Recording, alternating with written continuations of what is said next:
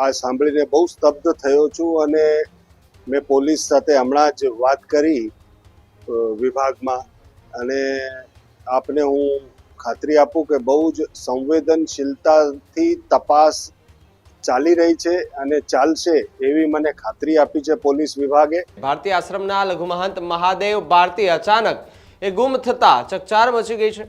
સાથે જ 3 થી વધુ પાનાની નોટ લખી આશ્રમમાંથી સ્વામી જે છે તે ગુમ થયા છે।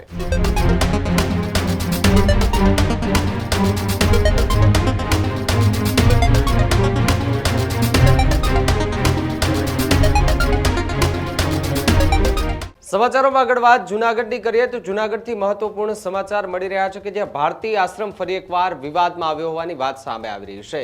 ભારતીય આશ્રમ જૂનાગઢ ભારતીય આશ્રમના લઘુ મહંત નોટ લખીને ગાયબ થયા છે। આજ સવારથી ચર્ચા થઈ રહી છે। ભારતીય આશ્રમના લઘુ મહંત મહાદેવ ભારતી અચાનક એ ગુમ થતા ચકચાર મચી ગઈ છે। સાથે જ 3 થી વધુ પાનાની નોટ લખી આશ્રમમાંથી સ્વામી જે છે તે ગુમ થયા છે। બીજી તરફ મહાદેવ ભારતીના ગુમ થવા અંગે મહેશગીરીએ આશ્વાસન જે છે તે આપ્યું છે। સાથે જ મહાદેવ ભારતી જ્યાં પણ હશે એ પોલીસ તેમને શોધી લાવશે તેવી વાત મહેશગીરીએ દ્વારા કરવામાં આવી છે।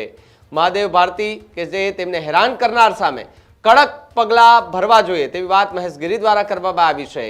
જીવનમાં મુશ્કેલીઓ આવે સાધુઓએ હાર ન માનવી જોઈએ તેવી વાત મહેશગીરીએ કરી છે। સાથે જ 2 નવેમ્બર રાત્રે 3 વાગે મહાદેવ ભારતી એ ગુમ થયા હોવાની વાત સામે આવી રહી છે। સાથે જ ભવનાથ પોલીસે અલગ અલગ ટીમ બનાવી અને સ્વામીની શોધખોળ કરવા માટેની કવાયત હાથ ધરી છે। સાથે જ નોટમાં અંગત કોઈ મન દુઃખ હોવાની પ્રાથમિક એ જાણકારી જે છે તે અત્યારે મળી રહી છે। બીજી તરફ કયા કારણોસર ગુમ થયા તે કારણ હજુ પણ અકબંધ જોવા મળી રહ્યું છે।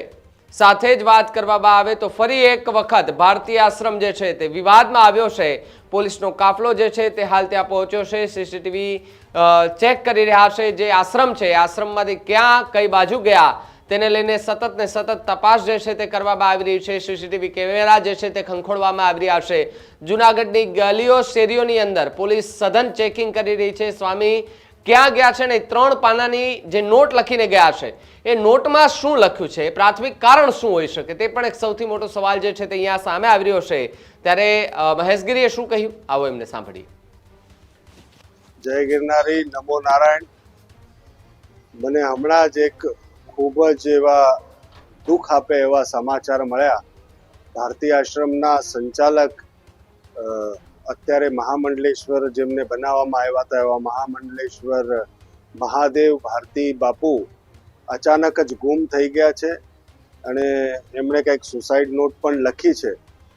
હું આ સાંભળીને બહુ સ્તબ્ધ થયો છું અને મેં પોલીસ સાથે હમણાં જ વાત કરી વિભાગમાં અને આપને હું ખાતરી આપું કે બહુ જ સંવેદનશીલતાથી તપાસ ચાલી રહી છે અને ચાલશે એવી મને ખાતરી આપી છે પોલીસ વિભાગે।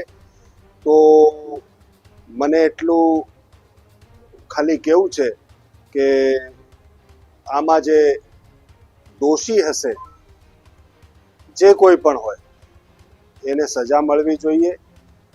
જે સાધુ આટલો પીડાઈને જો સુસાઇડ નોટ લખીને ગયો હોય તો એ ક્યાં છે સૌથી પહેલા એનો તાગ મેળવવો બહુ જરૂરી છે। એટલે સંવેદનશીલતાથી તપાસ ચાલુ છે। આપણે સૌ સંયમ રાખીશું, સત્ય પ્રકટ થાય એની પ્રતીક્ષા કરીશું અને જે કોઈ પણ દોષી આના પાછળ હશે એને સજા થવી જ જોઈએ। કેમ કે જો દુર્જનોને દંડ નહીં મળે તો ક્યારેય સમાજમાં ઉદાહરણ અને દાખલા નહીં બેસશે। હવે જેના કોઈના પણ હાથ હશે એને દંડ મળવો જોઈએ અને હું પ્રભુને પ્રાર્થના કરું છું કે મહાદેવ ભારતી બાપુ જ્યાં પણ હશે એ સકુશળ હશે। હજી કોઈ એવા અજુગતા સમાચાર આવ્યા નથી એટલે પ્રાર્થના કરીએ પરમાત્માને કે સકુશળ હોય અને પરત આવે। અને મારો વિડીયો જો આપના તરફ પહોંચી રહ્યો હશે મહાદેવ ભારતી બાપુ તો જે કંઈ દુઃખ હશે, જે કોઈ પીડા હશે, આપ એકાંતમાં આવીને કહેશો તોય ચાલશે, ફોન કરીને કહેશો તોય ચાલશે, પણ પોતાનું ધ્યાન રાખો અને વહેલા જલ્દી પાછા ફરો। જીવનમાં ઘણા પ્રત્યાઘાતો આવતા હોય, આપણે તટસ્થ રહેવું જોઈએ અને સત્યના સાથે રહેવું જોઈએ. મને એમ લાગે છે કે મારી આવાજ અને આ વિડીયો જો આપના તરફ પહોંચે તો આપ કૃપા કરીને પાછા આવો, જેથી કરીને ગિરનારના અંદર અને ભક્તોમાં કોઈ એનું દુઃખ ન હોય. જય ગિરનારી, નમો નારાયણ.